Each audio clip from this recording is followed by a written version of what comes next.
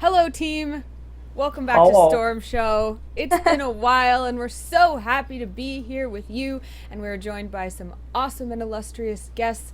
But we'll get to that in a second. Gilly, if people haven't seen this show before, what are we doing here? Man, it's been 2 weeks. Two Yeah, weeks? it's like an eternity. 3 weeks. It's been 3 weeks since I've been here. So honestly, I don't know. No, I'm just kidding. This is Eye on the Storm. About a year-old show now that Anna and I have been putting on to talk all about Heroes of the Storm, our favorite game in the world. And we're going to be bringing on guests. We've got guests here. We'll be talking about stuff happening in the community, stuff happening in the game too, technical things that are in the game. We're going to be spotlighting a character to a hero, and then of course throughout we have a Q&A. You can use the hashtag StormShow on Twitter if you want to ask us or our guests questions, and then we'll finish it out with a play session too. But we're also on the Misscliks channel. Anna, what's Misscliks all about? Misscliks is a community online as well as a live stream channel, obviously, that is focused on providing support and exposure for women role models in geek and gamer culture. And you will see that there are not only women here, but we just want to make sure that we do our best to increase the number of women who both come into esports and gaming and stay there. So that's our mission here at Misscliks, and we're really proud to be a part of it. And we are thankful to our developers for being here to hang out with us on Misscliks. We have with us Kent-Erik, Hagman, and John DeShazer, who I really want to call DeSheezy now because Kent-Erik was calling him that before the show, and I've just outed him. Yeah, but you guys are game designers from Blizzard, so for those of our viewers who may not know what that means, what do you guys do on a day-to-day basis? Rock, paper, scissors. Well, I focus on the battlegrounds. So I do a lot of the battleground design. Sometimes I give a lot of feedback to this guy about heroes, and we work as a team a lot on just a lot of the group features. But my day-to-day stuff is just basically battleground work. And I mostly focus on hero design, so we talk about what new heroes we want to do, and try to figure out what are their core abilities going to be, what's their Q, the W, the E, the R, what's their trait, what are the talents that go on that hero, and how does that express that hero's fantasy. How's that hero play, make sure it's a fun addition to the game that offers a long mastery tale for our players to engage in. You guys are kind of a perfect team for us to have on tonight, since we have a new hero and a new battleground that we have yet to talk about on this show, because we did have a bit of a break because of PAX last week. So that's pretty hype. I think we wanted to start with talking a little bit about Eternal Conflict. It seems like Eternal Conflict maybe is drawing to a close a little bit. So we wanted to know what you guys' favorite aspect or part of this event has been. Yes, the aptly named Eternal Conflict will be ending soon. Peace has been reached. Well, one of the things that on the battleground side, we were really excited to finally work on a map that was, related to one of our other games. And so being able to focus on something in the Diablo universe and try to bring aspects of that into our game was really exciting for us. And one of the maps, the one that we'll probably talk about tonight, is Infernal Shrines, and I'm really excited about being able to bring like certain aspects like the affixes and the, one of the monsters from that universe into our game and interact with players in special and fun ways. What about you, Kent-Erik? What's been your favorite part? Punching treasure goblins with the right mouse button in the quest log. I didn't even know we put that in until I saw that from our community. I was like, we did that? That's so cool. No, I've been most excited about getting Diablo heroes. It's ironic I worked on Butcher and Leoric, but I was most excited about Crusader and or Johanna and Kharazim, getting them in the game. They're two of my favorite heroes. I was so excited to get them in. I think people are so happy too that we have a Diablo support. I would say they just want the Diablo so they can double dip on their talent. Yeah. Sorry, Anna, what were you gonna say? I was going to celebrate because I finally got to show you guys the Eternal Conflict on screen, so there it is. But actually, this is going back just a little bit before we get too deep into the actual heroes and things. I always like to ask, because I hear this question a lot, what your guys' background was and how you ended up in game design, because a lot of people really want a cool job like that who may be watching our show. You want to go first, John? Sure. I went to college. I studied probably 4 or 5 different majors. Nothing really stuck, but I ended up with a history degree. Then I went into retail. I sold women's shoes for a little bit at Nordstrom's. Nice. And then I went to Games Workshop, sold miniatures, tabletop gaming stuff. And that's where I met what was to be my first boss in the video game industry, and I went to go work for Red 5 Studios as an associate level designer. And from that point on, I did a lot of things there. I was there for a long time. And then I came over to Blizzard and got to work on Heroes of the Storm. And it's been a dream ever since. That's awesome. Yeah, I bet it has been a dream. Okay. What about you, Kent-Erik? So I actually studied computer science in college at the University of Florida. Got my engineering degree there, and quickly realized I wanted to do game development. And every online resource I ever printed about doing game design was like, hey, make your own games. So I started making my own games. Most specifically, I did a War 3 mod, which I did for like a year, and then I made another game the next year after. But that War 3 mod, for those of you unaware, War 3 refers to Warcraft 3. So I made a mod for it, which is basically like a game within Warcraft 3. And then after I graduated, I was fun employed for about 8 months, but still, trying to find a job here and there in the game industry. It's really hard to break in, especially in game design, because game design is this weird kind of like nascent role. Like, what does it mean to be a designer? Like, no one really knows yet still.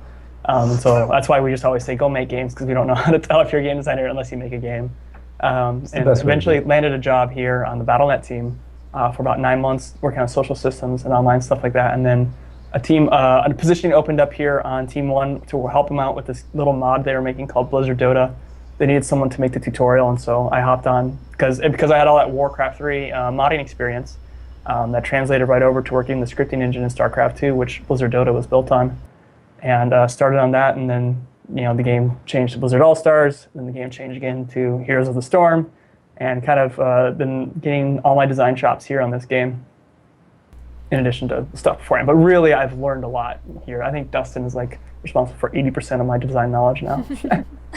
Well, and so you guys maybe had a passion for, if not Blizzard games, at least these type of games before getting here. And now we're in Eternal Conflict, which of course is celebrating a particular franchise within Heroes. So what do you think is the most special to you in Eternal Conflict? I think it's almost like just logging in and hearing that Tristram music. That's so good. It's just like, right in the feels. Like, but now like seeing the Punishers jump out, seeing that arcane ethics go around, you're like, oh gosh, I'm having tremors. Like, I can't deal with it. My hardcore characters, they all died this way. Seeing the mortar come down, it's just like, oh, this is it. This is Diablo in Heroes. Like, oh, we did it. We brought a game from one to another. Yeah, obviously one of my favorite heroes right now. I'm sorry. Did you want to No, go ahead. Oh, one of my favorite things right now is Kharazim. I love he's so the fun. mobility of that hero. I love being able to jump around. I'm actually one of the guys that people yell at because I don't like Divine Palm as much. I like to go with 7-sided strike, but I like to go with the heal builds. I go everything healing, and then I like to use 7-sided strike as an escape. So that's really good that way. And so I it's one of my favorite heroes. I love being able to dash around. I had a 70 monk last season, and played it all the way up to I think Greater Rift, I think 34 or so in hardcore. So I love that class, and I love a lot of the aspects they brought into Heroes with it.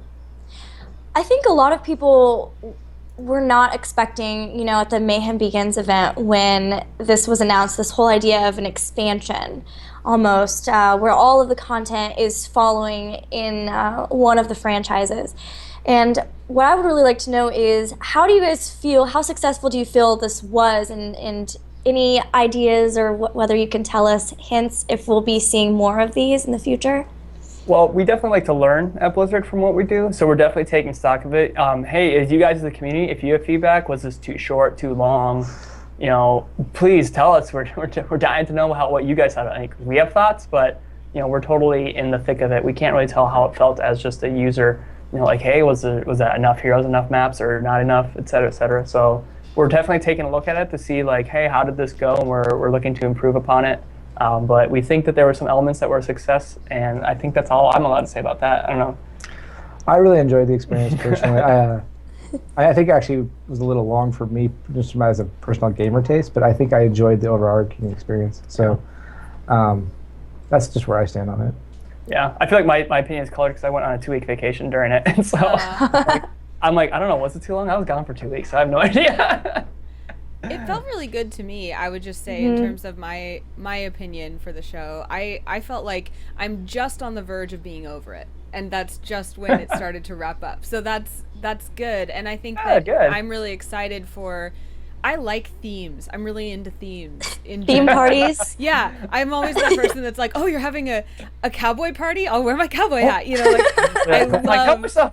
Yeah, exactly. So I'm totally into the themes, and I'm looking forward to what this implies. I'm just going to put out there how much I love StarCraft. Just out there in the universe. I've heard of this StarCraft. Can you tell me more? StarCraft? It's this really great RTS that brought me into esports. Anyways, so I'm looking forward to the implications, whether it's other games or not. I think it's kind of fun to categorize, like, it's almost like having a little in-game party. So I really liked it. I don't know, Gilly, what did you think of the length and everything? I felt like the length was fine. I'm kind of the same, where just when I was feeling like, okay, how long is this going to go on? That's when it was like, oh, that's right when we saw Rexxar, the announcements for Rexxar and Artana. So it was like, oh, okay, so clearly it's kind of coming to the end. So I really liked that. But my favorite part was, the music blew me away. I think that ended up being my favorite part. They killed it. Oh my gosh. Like, I have that soundtrack on my computer and listen to it like every other day. It's so good. I listened to it too. I really loved, like, they would play it before, like when we were casting the Renovate, it would be in the studio, and it really like hyped me up and got me really excited. And I just right before we'd go on, I just had this huge like feeling of, oh my gosh, I love this game, and that's exactly what the music should do. But what I really love is, like, when this was announced at Mayhem, I think Anna and I both were like, what does this mean for StarCraft? Yeah. Is there going to be StarCraft maps? Can you imagine? The music comes out, we're like, can you imagine the StarCraft music? How good that would be? We just freaked out. So it at least has made us really, really pumped for in anticipation for the content to come, for sure. And I mean, we aim to please. We've seen themes too, like the grand tournament just coming out for Hearthstone, like these kind of segments of content, and they're always really fun. So I'm excited for what we may see in the future. And we had some questions too about is there anything you can tell us about whether we can expect expansions in general, whether we're going to have any more of the persistent daily quests like the treasure goblin type thing going on, anything that we can expect that we did see that you can confirm will be in the future, or is everything still a mystery? I don't know what we can confirm, can we? I don't think we can confirm anything. I can neither confirm nor deny that we cannot confirm anything. We definitely like how the daily quest went. So I think we're going to probably look for in the future for ideas like that. I think if we could get Deckard Cain to just permanently be a fixture at the start of every game, I think our fans really like that, right? Yes. Oh my gosh. No, I've heard, I mean, we've been singing this tune for a long time, but we all want a Deckard Cain who has this massive stun that sit a while. He puts you to sleep with his stories. Yeah. And you just have to stay there and listen. He just stuns him and the opponent. That'd be awesome. Yeah. It'd almost be like a good map event. Deckard Cain walks out of the portal instead of a Punisher, and everyone falls asleep. Well, are there any other favorites that you guys had in Eternal Conflict before we move on to talking a little bit more in depth about Kharazim? I'm ready to talk about Kharazim. He's pretty exciting. He's one of my favorite topics. Yeah, so that's fine. We both love him so much. Let's talk about him then. And Gilly, go ahead as I continue to fight with OBS. The battle continues. The eternal conflict of the stream. It is the eternal conflict with OBS, yes. All right, so I think the biggest thing to come out with Kharazim was his trait system and how you choose his trait, which is like the first time we've had this for heroes. So how did this come about? What was your, was this something that you knew you always wanted to do with a hero, or where did that come from? Oh, I'm digging back in memories. This was like 7 months ago. Yeah, it must be weird because I know this is like baseline. No, I don't think it was on the kit for a while. We're always looking to do fun things with the talent system. We feel like there's so much room to explore with it. Like, we've only touched the tip. Like, I put money on the table. 3 years from now, we're gonna find something crazy to do with the talent system still, or like overhaul everything. I don't know. But at some point in time, we I don't know if you had the idea, or if I don't know, somebody had the idea of like, oh, every third hit you do something, and we do that across the board. And then at some point in time, oh no, I remember it was early on in the paper pitches because John Hodgson was also getting geeked up about it. Like, yeah, you choose your trade, that's cool. Or like, yeah, that's cool. But really, picking level 1 talent at the end of the day. and just all 3 talents are themed around your 3rd hit, which made a lot of sense for like he's a punchy monk who's gonna punch you. But yeah, sorry, I don't remember the whole. Like this is one of the few stories I don't remember the whole context of. But I think we kicked it around pretty early. What those bonuses were, kind of, I think floated about here and there and whatnot, and supporting the various builds of Kharazim, because we knew he had to do a little bit of damage because of the D3 monk. But I just remember when we first put it in, everyone went mana all the time because it was obviously the most overpowered. The healing was pretty weak, the damage was pretty weak, so we just exclusively used healing, and we almost cut it at that point because he was like, I don't understand. None of the other ones seem to stick, so we might not need to keep it, and then he just amped up the other ones so that we were really strong and made actually the healing one probably one of the more utilitarian one, but obviously not the most overpowered one. Yeah, no, I remember talking with you, and I'm like, you might want to make sure Kharazim doesn't inadvertently have more lifesteal than Illidan, because I think he's getting close. It was pretty hilarious. I'm like, I think he's out-dueling the assassin. That might not be good. Well, actually, I think Lily can out-duel most people. Yeah. Heck yeah! That blind is strong, man. Oh, man. I was playing the other day. This Zeratul is like running Shadow Assault and Focus Attack. Like, I'm going full AD build. And then, like, he jumps on the Lily, blinds, and Lily just murders him. And the Zeratul part was like, I don't understand. It was hilarious. Kharazim has actually brought up a lot of questions about roles in Heroes of the Storm, because we've had supports before that we, Gilly and I kind of dubbed them Sapassins, that are supports that you can use in other ways besides just being supports. And that's something I really love about this game, is that you can really customize heroes to kind of reach outside their definitions. Was that something that was done on purpose with Kharazim as a support, or what went into defining who he was? I think he definitely wanted to be like melee, or hybrid between support and assassin. Absolutely. What was that? Sapassin? Sapassin. Sapassin. I like it. Yeah, we definitely wanted him to be a Sapassin. Like, he's got to jump around. Like, well, first of all, we knew he had to jump around everywhere. That was just like, well, we got to do blinding, or whatever that thing is called. I forget now. I'm terrible. Blinding dash. Dash. Whatever. Oh, Radiant Dash. Yeah, Radiant Dash. There we go. Like, I forgot the adjective we threw on at the end. It was just dash for a long time. Like, we knew we had to do that, but like, aside from that, we're like, well, he's got to be punching people. Like, he heals people by punching them in the face.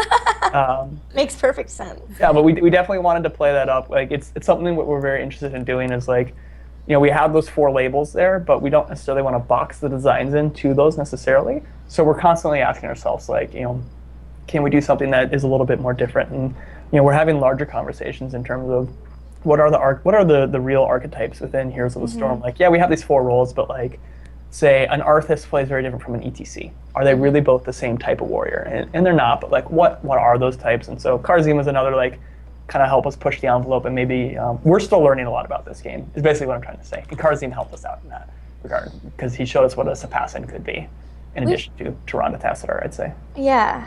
We've had a lot of questions actually in the past before about these sort of nebulous heroes that fit kind of fulfill multiple roles, and whether or not like the role titles need to change. Like, if they're not good enough to describe all of the heroes. What do you guys think about that? Like, do you think that it's just still fine and they fit mostly into one, but then we might still see them kind of filling in other roles? Or do you think that maybe eventually we could possibly see more role titles or change to that? Well, I know John has a lot of thoughts on this. Okay. I actually have been throwing around pitches all over the place about trying to add more archetypes to our game, or shake up what actually our 4 archetypes are, right? So I don't know if any of them are going to pass or get through, but I definitely think our game is larger than trying to encompass it into 4 groups. And I think it's really hard to categorize them specifically to that. I know it's a tool to use to help players understand what this character does. Right. And hopefully that they are in an archetype where a newer player can grab that hero and feel like they're not completely lost, right? And unless you're playing a specialist, because that kind of category is really hard to describe. Right. Yeah. But like, if you're playing a support and you're brand new to the game, you have some abilities. Like, okay, I understand how this character plays as a support. It's not a huge fail, right? Hopefully, we're successful in explaining to you that's what the goal of this character is for you. Now, as you learn the talent system more, and you can learn to be more aggressive with Lily, and you can, start throwing around the water dragon and all those other things. Twilight Dream. Maybe you can get Yes, it's a thing. Twilight Dream's so strong. They're actually really good, and especially when you do like maybe a doubling up on a specific archetype, right? You can go, oh, if we have 2 supports, maybe we can't throw a Twilight Dream in, or we can throw a water dragon around. We're definitely okay with that. Obviously, we built those abilities into the kits, so I love to see us in the future expand upon our archetype system. There's a lot of things I think that are more important for our game right now. Yeah, there's so much including improving that. So that's a largely impacted feature of our team. So it's on the list, I think. Yeah, I wouldn't be surprised if within the next year we do something related to it. I know Dustin's tweeted about it a few times in the past. Yeah. I know we're thinking about it all the time. So we're definitely not cemented into anything right now, but we definitely want to investigate it further. Yeah, like working on new heroes, we are always asking ourselves, like, do we give them a label right away, or do we just make the hero what the hero should be, and we'll find a label later? Like, so we don't want to, again, like, box ourselves in and be like, well, you said he's going to be a support, so, like, like, we want to not do that. We want to make the character what it is, and then, like, figure it out at the end of the day. And over the past week, one of the heroes I cannot name that we're working on, we just changed the. Did we? The Oh yeah, I know name what on you're it. talking about now. So I got confused. I thought you were talking about. He something went else. from He went from he one. He and went from she A went to B. from a Or it. warrior Yeah. to a specialist, and who knows, it might go back to a warrior at some point. But it's really Or cool an that assassin. it's bouncing around because it means that we're not trying to tie ourselves down to Yeah. the archetype system. Let's make the character the best way the character is, and then we'll find the label for them at the end of the day. That's The only thing the label drives right now is like I think matchmaking for quick match, right? And it's totally possible that we might need to do more tweaks on that system. Anyways, I know we're talking a lot about that, but like at the end of the day, like the labels are kind of just supposed to be kind of like a gentle guide, and then you figure out all the things you can do with the character, and you and your team figure out how you can build around that character in various ways. I was going to ask, as a game designer, because a lot of times we're looking at this from the player perspective and the caster perspective, but as a designer, what function do those labels currently have? And as you look to either improve it or you feel like you need to keep it, is matchmaking the main reason why you would have labels on different types of characters?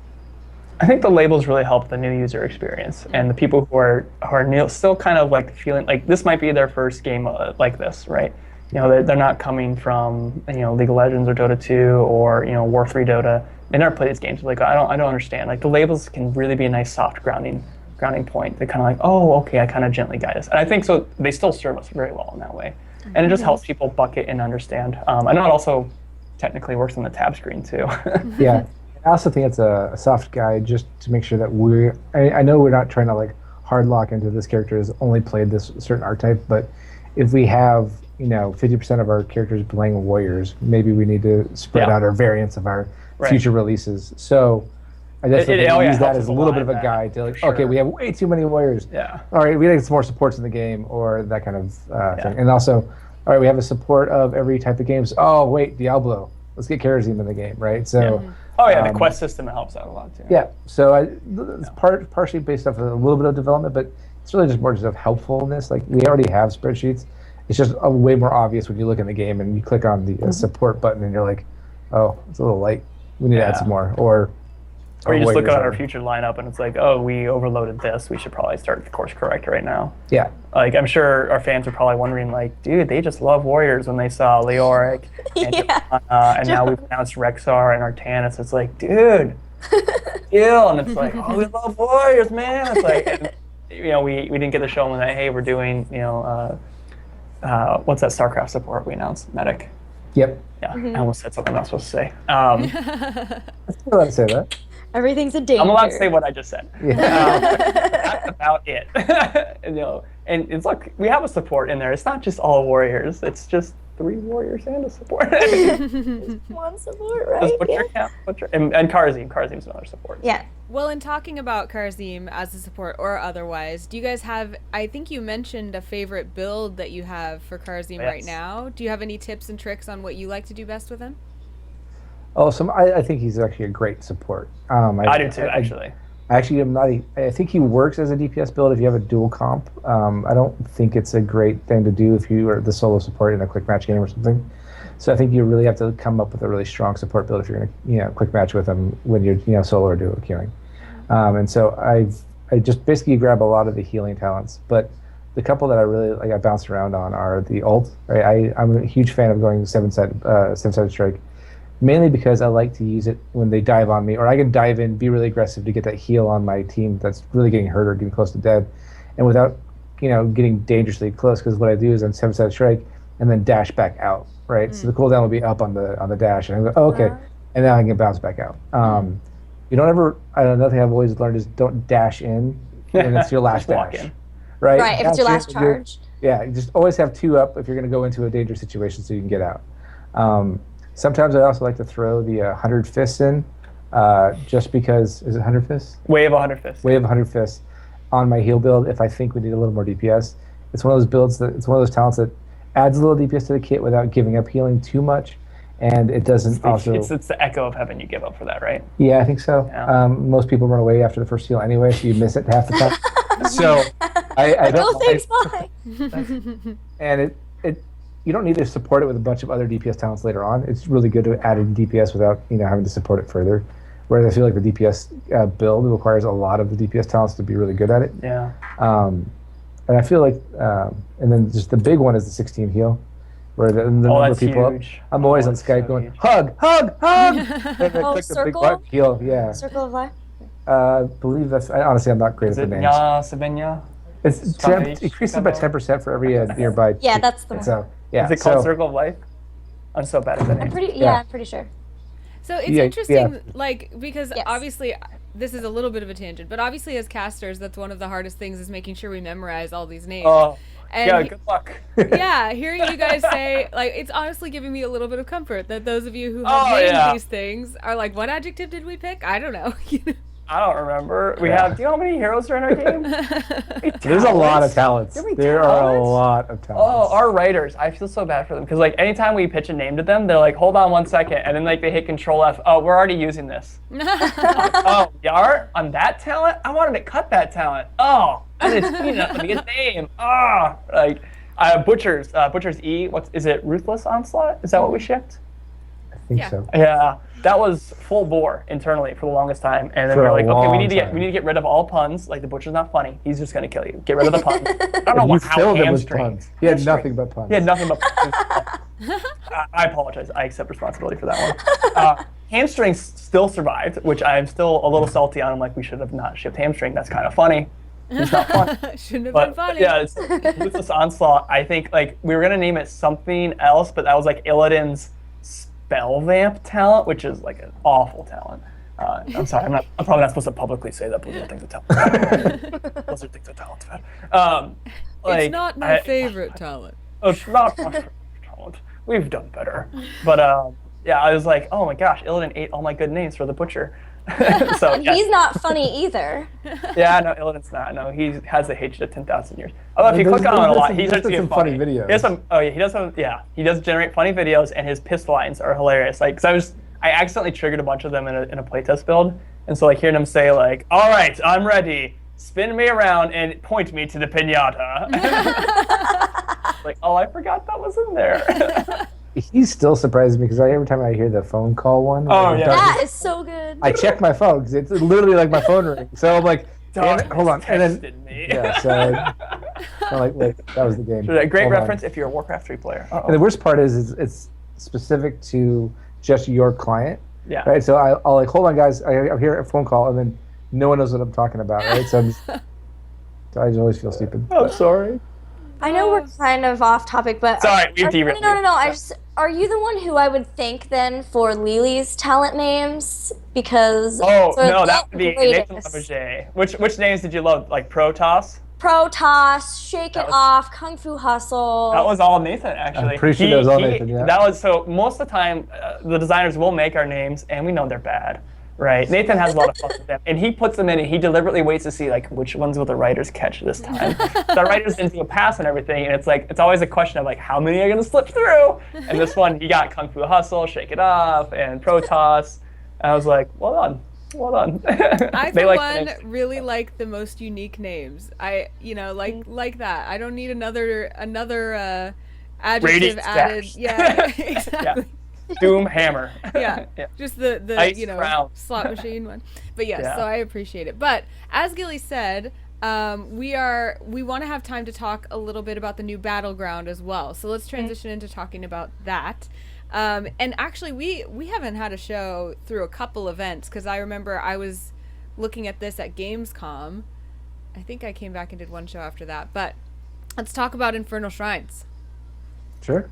Let's do it. So Infernal Shrines just actually came out, but it was on the PTR for a bit.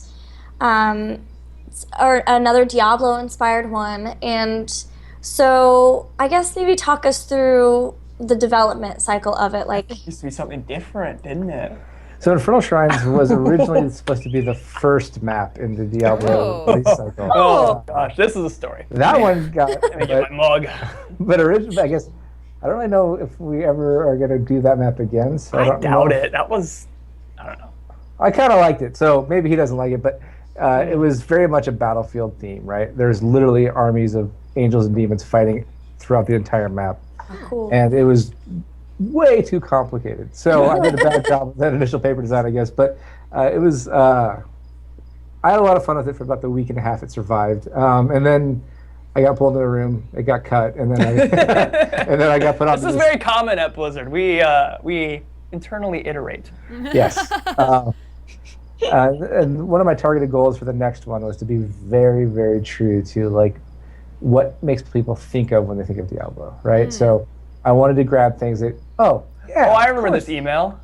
Hey, when I say Diablo, what do you think of? Right? Yep. I remember that. I made everyone send me what they think of when they see He had Diablo. like a cell table cool. and everything. So- It's like, Cool. apparently it's And right. I sent it. I literally sent it to the entire design team, which I think the actual email is about 34 people, even though we don't have 34 people.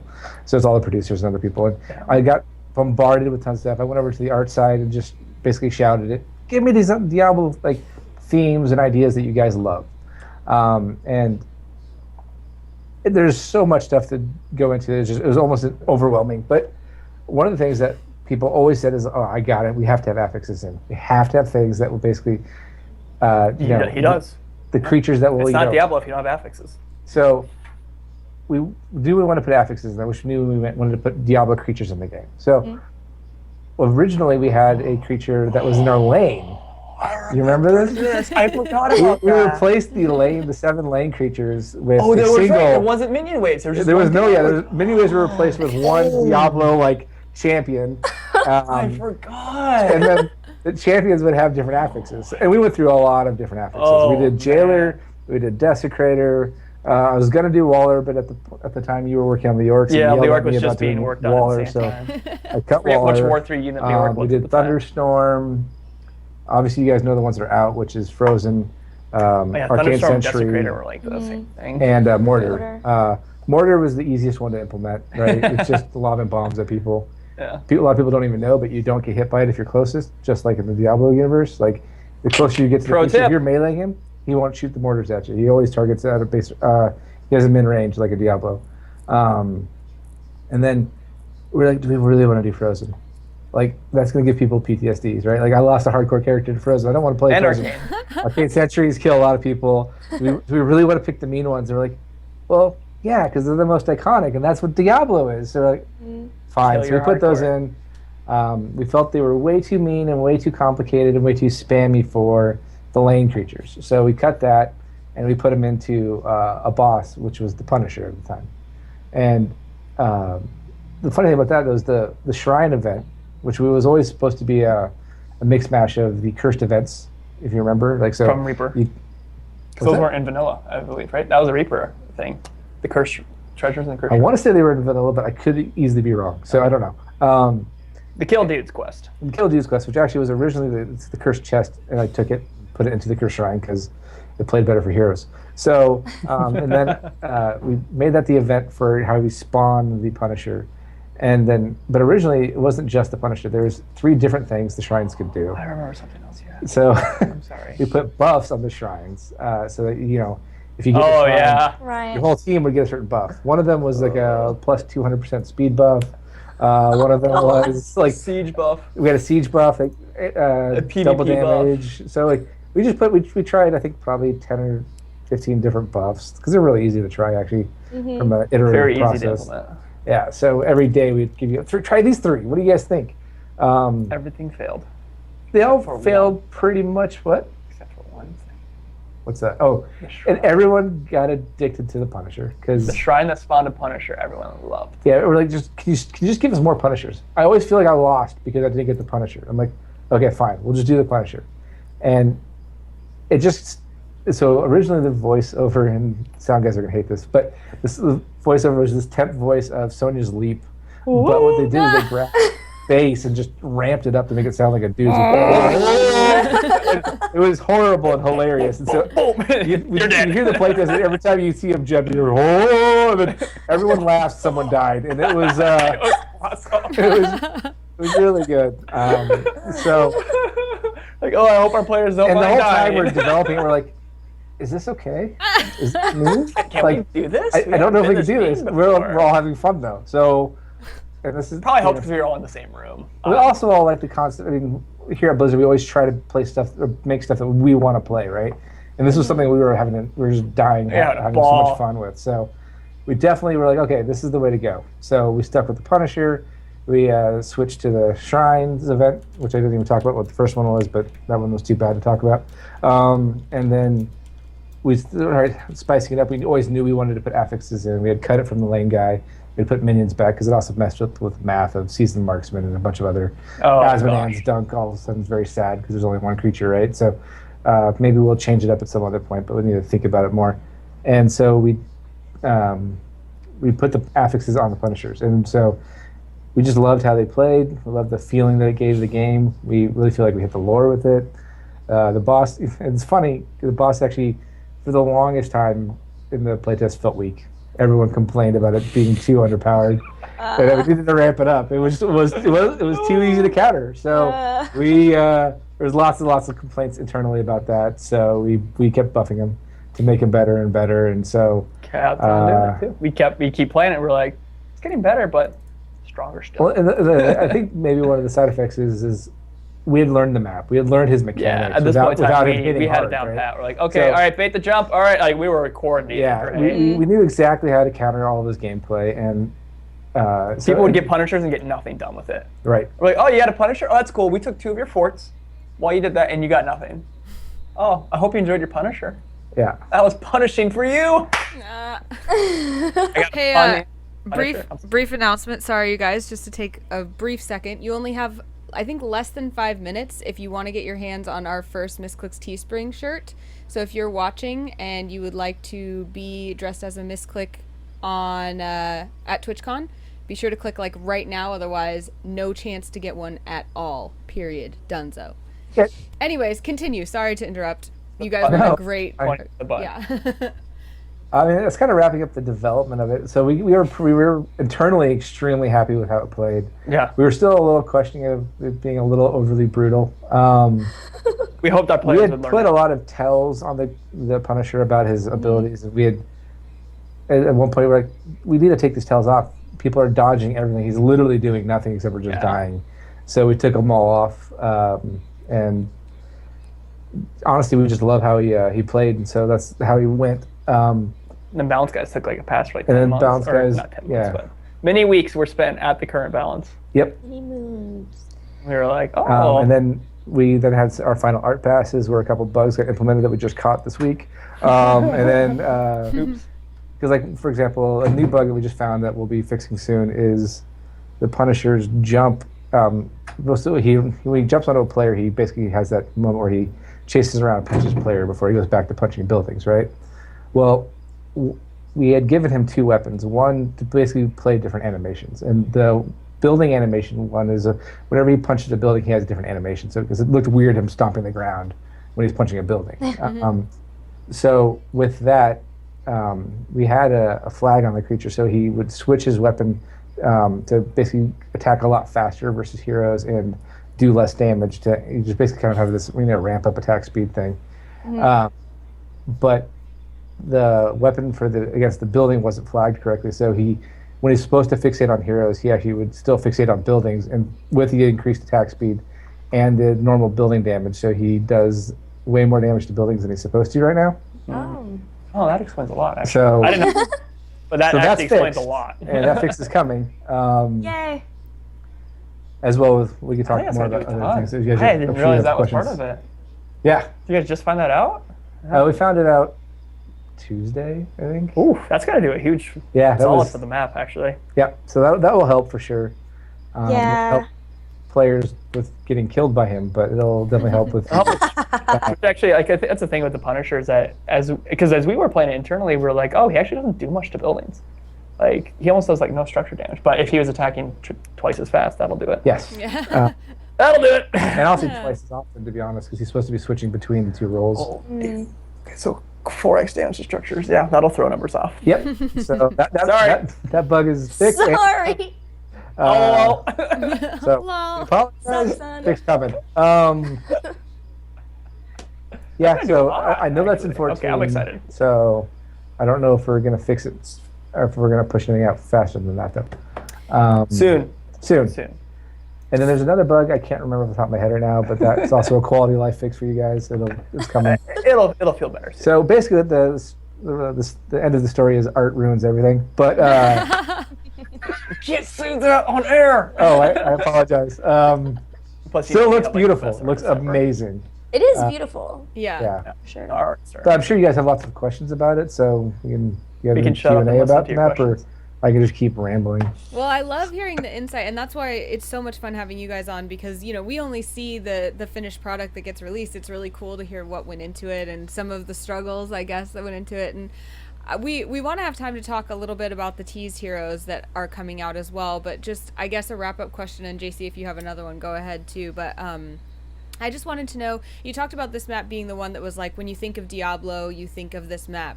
Is there any other overarching characteristics of this map that you would say characterize it or make it unique from the other maps? Like, this will be the go-to map for X? It kills heroes. Absolutely. Okay. I mean, This is our first real map that will hurt you. Blackheart's Bay only gonna hurt structures. Same for Sky Temple. Well, Sky Temple we dabbled in a little bit with the Guardians, but not really. Just as much as mines hurts heroes. But everything so far has been PvE or EVE, environment versus environment. This was really EVP, environment versus player. Right. So I agree with that. yeah, and I think that's exciting. And hopefully once we get these bugs fixed, and that's huge, man. I didn't know. Yeah, I'm like, oh, that explains a lot. I think the map, this is my favorite map. And I am super biased because I made a few of the maps, but this one's my favorite, and he made this one. I was like, I don't understand, what's going on? This played so well internally. What's going on? And that actually explains a lot to me. Just wait till the bugs fix and We then got fixes reevaluate. coming. Cool. Yeah. I feel like I still need to learn a lot of it, and that makes a lot of sense too. The fixes sound real good, but what I do like is I do like to play the squishier heroes as my favorites, and I like that if we don't get the shrine, and all of a sudden I see Arcane come out, I'm like, run. See you, team. Bye. Good luck with this. I'm leaving. Good luck with everything. Do you guys have any thoughts about if it's too easy potentially to take the shrines for certain types of heroes who have just incredible wave clear, like Leoric or Johanna's another one, when she takes knight, takes pawn. Do you feel like there's a balance there, or is that something that you might still be looking at? So that reminds me what the second bug is, but also we definitely want to fix how quickly you can take the event.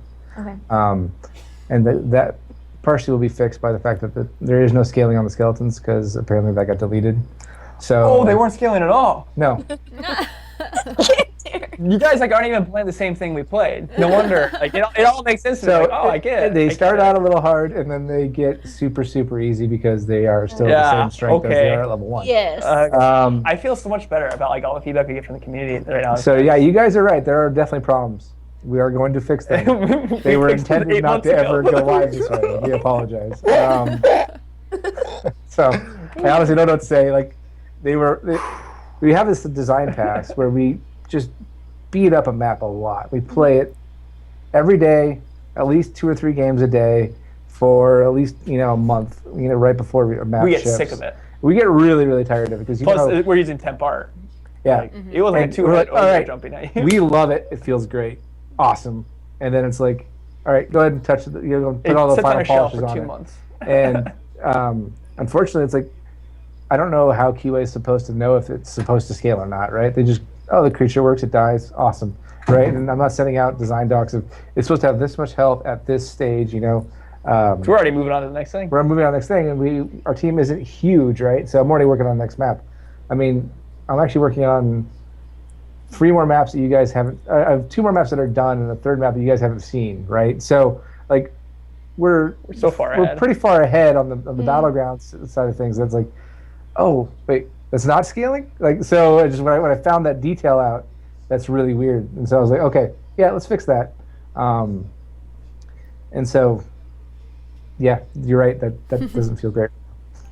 Well, it's awesome. I mean, we have full faith in you guys anyway too, and it's like nice that if you hear something, you're instantly going and working on it. So we really appreciate that. We know that it's hard to catch everything, especially when, like you said, we know you guys are working so far ahead too. So yeah, software development's not easy.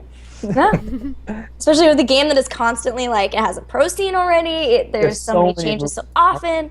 You're really trying to ramp up development, bringing out constant new hero releases and stuff too. We all understand. Well, thank you. I'm glad you guys are so understanding. Well, and I mean, it's cool to be in this format of a game where it's such a collaborative feeling. I mean, back in the day, you buy a CD, you put it in your computer, you play it, Yeah. That's it. Yeah. Hope you like it. Yeah, and so it's kind of cool that we, in a very infinitesimal way, get to be part of the design team ourselves. Aww. With feedback. But that said, we only have a few more minutes of your very, very valuable time. So I want to talk about some of the teased heroes, and I specifically want to hear more about Rexxar because, as Gilly knows, I have a huge soft spot for any video game character that gets to play with pets or animals. And as soon as I saw Rexxar, I was like, pet, get to have... Yeah, so I was really, really excited about Rexxar. So tell me a little bit about what your favorite parts of Rexxar are and what you're looking forward to for him. You got this giant teddy bear named Misha that you get to cuddle all day long. Yay! I'm so excited. So Rexxar, if you guys, those of you listening, haven't heard the tease, I think we showed off his entire kit, right? Because it was at Gamescom. I thought he was playable. He was playable at Gamescom, right? Okay, it gives me full license to say whatever I want. Yeah, I apologize if I'm wrong. Yeah, it's been nice working with you. Say everything. By the way, what's the new map? He's a ranged warrior, which is very strange. We finally did it. We've been wanting to do it forever. A ranged warrior, how does that work? But all of your tankiness really comes through Misha. I mean, he's like half orc, half ogre, so we had to make him a little bit tanky too. But he really is like the squishy, part of the jawbreaker that is Misha's hard shell. Misha is his faithful bear companion. He also has his hawk spirit and many, many huffers that join him through his heroic Unleash the Hogs. Yay! So you have a full menagerie right there. We really wanted to hit a couple things. Like we wanted to tap in a little bit to that kind of Hearthstone with the Unleash the Hogs as a nod to Unleash the Hounds. But we really wanted to hit that Warcraft 3 Beastmaster that was Rexxar. We wanted Misha out there all the time. We really wanted to play up like, okay, we want to do another multi-unit character, kind of like we did with Vikings, but we want to make it not control like the Lost Vikings. We always knew we could do that as a fallback if we had to. We're like, can we do it differently? Can it be a bit more like almost like a WoW hunter, where it just kind of smartly knows what to do, and she's not the brightest, right? She's a bear. She's not a humanoid, right? She doesn't have a brain, right? She kind of knows what you're angry at, and she'll attack that. She'll attack whatever you're attacking, and you can toggle her into a passive mode where she follows you around instead, and she won't fight in case she's kind of weak or you're trying to bait her away from things. I love the whistle. Oh yes, yeah. You have a little whistle. She goes like, Misha here, and she like, and then like Misha attack, and she goes out there. Your W ability is actually not your ability as Rexxar. It's Misha. It has Misha basically do like an ETC power slide. Like she just does this stunning charge, stunning enemies in her way. And your Q is like you call down Spirit and he goes down in a line and slows enemies in the way. Because being a warrior, we really did want to play up like he's a good initiator. He's got really good peels for his team and can kind of control a fight. And so we gave him 2 good CC abilities on his Q and W. And then your E ability just heals Misha up, which is where a lot of his tankiness comes from. Misha counts as a hero, so she'll block those triple tap shots from Pesky Novas. You know, she'll stay block on a temple. What was that? Or stand on a temple for you. Really? Oh, Yeah. yeah. That's cool. Help you she'll cap merc camps, I'm pretty sure, right? She counts Yeah, as a she hero counts as a for hero. that. Yep. She'll So get past anything that hits the So hero would hit cool. Misha too.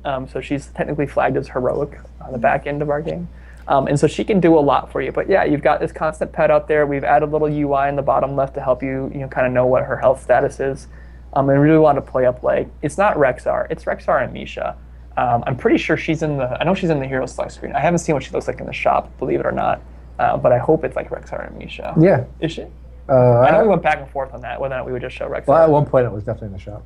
Okay. Well, I hope we shipped that. I don't know what we actually shipped at the end of the day. But I know in the hero select screen, like he's there with Misha, and he's like, yeah. So how is it gonna work takedown wise? Like, is Yeah, it going that's to, what I'm yeah, wondering. who? I think she's 0.25 and he's like 1. I can't. Somebody at the very end like sat down and like worked out all the math and like they showed it to us and we're like, yeah, that sounds good. Let's do that. But She's 0.25, he's 0.75. But Is if that you how kill it him, works? Yeah. the bear dies. Yes, right. If So you kill him, you get a get full 1. hero. Oh, okay. But if you kill just her, it's 0.25, kind of like how the Vikings and Murky work. And then how does she respawn? So she has her own death timer that's related to your level. I think she starts at 15 seconds and you gain 2 seconds a level or something like that. Cool. It might be 1 a level. I can't remember what the scaling. It was either 10 plus 2 or 15 plus 1 or some combination. It's softer than the way that regular heroes. Yeah, she respawns a lot quicker than a normal hero. But still, if you kill her, you have a window of opportunity where that Rexxar, his W and his E abilities, they don't do anything. He has Spirit and his Heroic, and that's it. And so if you kill Misha, Rexxar's going to back off. He can still, like, he throws axes. They're going to hurt. His damage comes from his auto attacks primarily.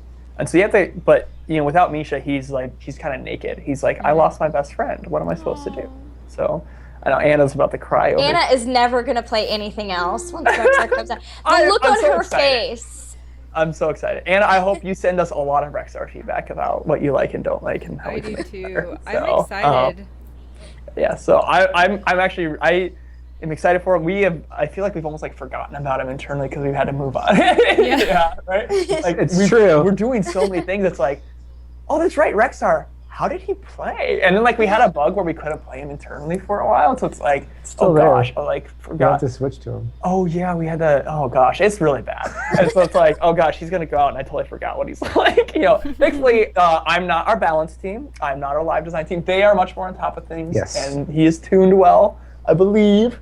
I know that there was some ferocious back and forth on like, oh, does Rexxar bring to a team fight? And they were still debating some of this stuff. Like I played him numbers. today. He brings But- a lot. Yeah, he's still really fun. Yay! He can still do some good stuff. I think he has some pretty fun builds in there. I remember working on like a good auto attack build for him, a good Misha tanky build as well. I don't know if the talents are released, but there's a couple talents out there that I love. Oh, good. So that's- I love the bear related ones. Yeah. Making Misha better is awesome because Right.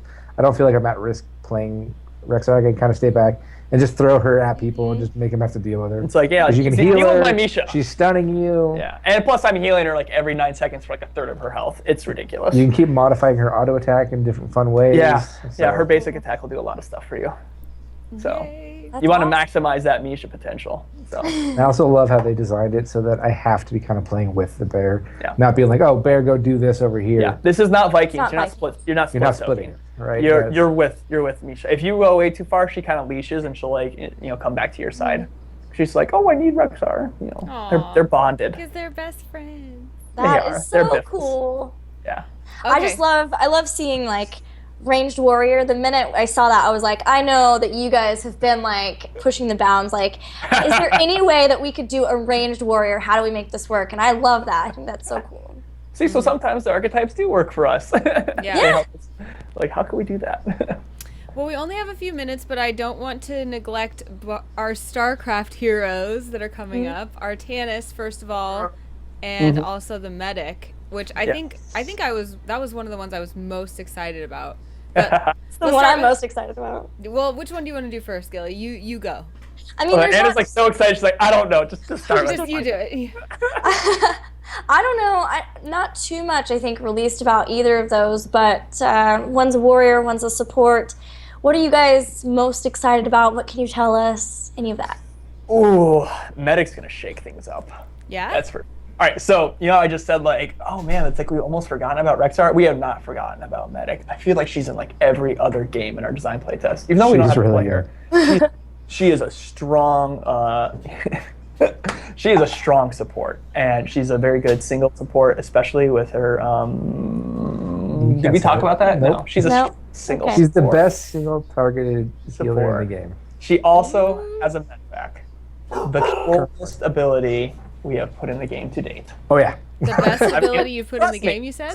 No, the most trolliest. Oh, trolly. Just troll. I believe it's come on a journey with me, right? Yeah. When we first implemented, there was debug text. It said, the medevac has been summoned. Join it. Hop on for a magical journey. What's going on here? Like, we can't ship that, but that sounds hilarious. I have killed lots of people by sending it to wrong locations. Come on, everyone get in! Everyone get in! There's gonna be that was a really YouTubes bad place. of bad medevacs. No, I'm also personally terrified of the amount of bugs this thing's gonna cause that we haven't found yet, because there's just so many weird things you can do with it. Like, well, what's gonna happen when Rexxar gets on the medevac? Does Misha hop on? Like, I think we've solved all that, but it's software, man. Yeah, people will try. Something's like There will be something that it's will gonna be a break. devouring maw that eats the Misha as the Rexxar enters the medevac, and then a void person goes on the medevac, and the Misha pops out, but Rexxar's time paused. So like something, I feel like I'm just scared. I'm terrified. Well, it's good. You guys can figure that all out, and then we can use it again with an Overlord when you bring the Zerg back In the StarCraft expansion. Yeah. So Honestly. easy. Just check it out. I see where you're going with this. Yeah. I love the medic, and this is kind of like a Misscliks related thing, I guess, but we're always keeping our eye on especially the women characters in a game, and some of the things that we often really miss are characters that you can't immediately see their gender, and that it's not part of who they are as a character. That's just kind of like, it's not part of how they fight, it's just part of who they are. And I liked that about Medic, because I looked at her and I was like, cool, robot looking, awesome medic suit, and then I was like, oh, and she's a lady. Awesome. She is a lady. Yeah. So she got some stuff on her. yeah, I appreciate that about her, that she looks beefy, and she's healing, but she's doing so in a really cool, badass way. Mm-hmm. Oh yeah. Oh, and that grenade hurt. Oh, I'm not supposed to say that. The grenade. We'll just gloss over. I just goofed. You said it. I did. Sorry. That's okay. I don't know. I'm really pumped about her. I think she looks awesome. Artanis, too. I know a lot of people are really sad it's not Phoenix. I know. It's not Phoenix, but it's still. You know what? When you see Legacy of the Void, you'll understand. Yeah, I mean, I think a lot of people are like, okay, well, Artanis is kind of like the main character, right? Like, it's Anna's about to explode. What, buddy? What? Just so excited. No, for just Legacy. he said when you see Legacy of the Void, you'll know, and then I want to know all the things. I bet you know. Soon, very soon. Artanis is a beast. He is like the quintessential zealot. He's dual wielding his blades out there, and he is a baller. He is awesome. I love him. He's a lot of fun. I love his mechanic. And having a StarCraft warrior is really exciting. I've been trending toward warriors a lot, and I like to have at least one StarCraft hero that I can play in each category area. Yeah. And we denied you for so long. That's it, right? Once it's No StarCraft more. Warrior, You shall have your feast this day. Once we have Two StarCraft quests, Warrior, that's one it, hero. right? We have them all. Yep, Yeah. you'll have them all now. Nice. Our apologies. Because I tell us all the time, like, we never thought about this for long, because we didn't have a quest system in our game until like a year ago or so, and it was just like, we're just making heroes. Well, yeah, we're just making heroes, and then like towards the end, like, oh, we should put like a kind of a meta system like Hearthstone's quest. Like, those are cool. Can we do something like that? And so we did it in, and then like within 3 weeks, everyone's like, where's my StarCraft warrior? Where's my Diablo support? We're like, what are you talking about? We're just making heroes. And then like we started playing ourselves some more. We're like, oh. Yeah, okay, all right, we'll make them. I was like, oh yeah, that's right. We didn't even think about it. Like, it wasn't on our radar, and the quest system like highlighted it. Like, oh yeah, okay, we should do that. I have one question about Artanis, because you have 3 now of these Protos guys, and they have very similar builds in terms of like what they look like. As a designer, how do you go about making sure that a player, a caster, or somebody can visually distinguish the two? Because as I watch, I've learned that I can, but I don't know why. Silhouette. It's Oh, really? It's all just silhouette? Absolutely. Silhouette and pose. Like, Zeratul is very hunched over. He's got his, oh, I'm sorry, I need to get in the webcam. He's got his arm out. He's got his cape flowing behind him, and he's got like the crouched look. So he's got a much more horizontal look to him. Whereas Tassadar, he's floating. You know, his shoulders, he's got very broad shoulders, and they're kind of hovering there, and he's got that like regal look. Whereas Artanis, I think I can spoil this. Siobhan will come and kill me if I can't. He's walking, and he's got these two sides out, right? And he's like, he has a strut. all of Nice. our characters run, right? Artanis doesn't need to run. He just Yeah. and he's got like this giant, he's almost got like the Tyrande thing over his head, which really breaks up his body shape even more. So you have this like little arch thing behind him. Oh yeah. Like, that breaks up his silhouette a little. But that's the super secret, the trade secret of how to do character design in games is always make sure they have a unique silhouette. And so our artists are really good at that and making sure that we have distinct silhouettes for each character. Now it can get a little tricky when you have like the High Templar skin on Zeratul and he's standing near. Yes. And if you get him in like the wrong pose at the wrong time, they can kind of look alike, and yeah, that's a problem. And we're aware, and we're trying to be very careful with our future skins to make sure they don't look like other characters. We've had some problems with that. And so, I see. but it is something we're aware of. It's something we're kind of scary of, but like it's the silhouette pushing, and we've talked a lot about with the Protoss. Like, okay, we've done these 3 Protoss. We've captured like their 3 big units as far as like characters, like in terms of Zealot, Templar, High Templar, and Dark Templar. But yeah, we want to make sure they look distinct, and not only for you, the casters, but it's super important as a player that you understand who's attacking you. Yeah. Yeah. I have a good method for you too. Is that from now on you can just do female Protoss like Celendis. I wanted her for forever. Well, keep that in mind. All right, cool. Well, guys, I know we've actually gone over the amount of time that you guys set aside for us, so we really appreciate you being here and being willing to chat with us so much. And every time you guys come on, we just have such a great time, and our community loves hearing from you guys because this is, nearly sacred to all of us. So hearing how it came to be is so exciting. So thank you so much. And is there anything that our viewers can do to thank you, or any shout outs that you want to give, or anywhere that they can follow you or Heroes of the Storm? Oh, I'm on Twitter, at Kent-Erik. It's like a centaur with IK. You can follow me there. I also do a Twitch stream every Monday night, although I haven't done it the last 2 Monday nights because we've been crunching. Twitch TV/Kent-Erik. Do a show Monday Night Heroes. If you want to come learn some high-level strategy, you can come join me there. Nice. Do Hero League games with replay analysis. I have to, it used to say rank 1, but I haven't finished my placement matches yet because we've been so busy. I haven't been able to even play live. I've had to take off the rank 1 thing, We've been doing a lot of OT. So was that? Okay. Huh? We've been doing a lot of OTs. We've been doing a lot of, there's a lot to make in this game. But yeah, I do some Hero League games and do replay analysis to help improve my own game and help out the viewers. So if you want to join me on Monday nights, you can hit me up there and harass me all you want. Oh, I should not have said that last part. Well, yeah, John, it's your first time on our show too. Thank you so much for coming on. Thanks for having me. Yeah, it's been awesome. It's amazing to hear about the development of Infernal Shrines for sure. And sorry I cut you off, Kent-Erik, but it's always awesome to have you back too. All of you. And John, is there anywhere that people can follow you online? I don't think I actually have a Twitter account. I just made a Reddit account for the last AMA we did. I'm actually pretty bad about the social media thing. So I just play a ton. We're usually too busy making and playing the game to like go tweet about it. I have a lot of games of Heroes, so you'll probably just catch up playing against me online. You probably will. You probably played against me and you haven't realized it yet. Yeah. I think it's awesome. It says something that you guys work on it all day and still want to play the game too. Oh yeah, I really wish I had more free time to play our own game. Like, it's something I'm embarrassed about. Like the fact that I haven't finished my placement matches is like, come on, man. Like, you were rank 1 earlier. Why can't you do it? Like I can't make the time. There's so much going on. I want to make new heroes.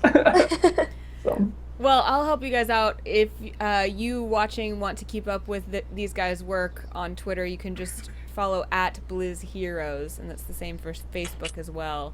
So you can follow them there and find out right when we do all of the awesome stuff that they've been up to, that they've been so careful not to tease, and I'm really curious. Oh yes, listen, we have an exciting 4+. No, we have actually like an exciting 8 months as far as I'm concerned, because that's how far ahead we are. Everything is really on. Like I'm so excited for everything that's coming up. There's not like a dull really moment cool coming stuff. up. The game is going to keep just like getting upended, especially around a certain time of month. Will our fans and viewers be able to see you at, say, like the North American Championship that's coming up in Vegas, or will they be able to see you at BlizzCon? Will you be around? Oh, we'll definitely be at BlizzCon. Yeah, we're definitely at BlizzCon. I think I think we're actually both on a panel. Yeah, right? I'm on the Battleground panel. I'm you're on the Heroes panel. panel. You can come Nice. ask us questions. I We think have we're a trying to ton of developers going to the Oh, tournament. yeah, like half of Team 1 will be at I'm actually Vegas. not. I don't think that's I am. my daughter's birthday that weekend, So we're not I'm a very little representative busy. of our team, but a lot of guys are Yeah. going to Vegas for Awesome. championships. So Cool. I know like there's, they're doing I'll be watching it. Good. So. All right, guys. Well, I'll thank probably you be playing Heroes. Like, oh, happy game. Okay, cool. What do they pick? What talents are they picking? Oh, we should have done that one instead of. Yeah. That's usually what I do after tournaments. What talents did everyone pick? Okay. Was it good pick rate distribution? Yeah, I like to see different talents picked all the time. I think it will add legs to the game, so that's my biggest concern. So. Good. Well, guys, again, thank you so much. Viewers, we are going to take a quick break. The stream will go down in the middle of that break briefly because we just need to reset up for our play session. And during our play session, we will have someone playing Kharazim. Right, Gilly? Confirmed. Awesome. And so we'll get to talk a little more about that, and then we'll also do our community discussion then. We've done a lot of our game discussion here with our developers, but if you have any questions, anything you'd like us to talk about, we will discuss a lot of other things that are going on in the community during that game. So don't go anywhere, and we will be right back. Goodbye for now.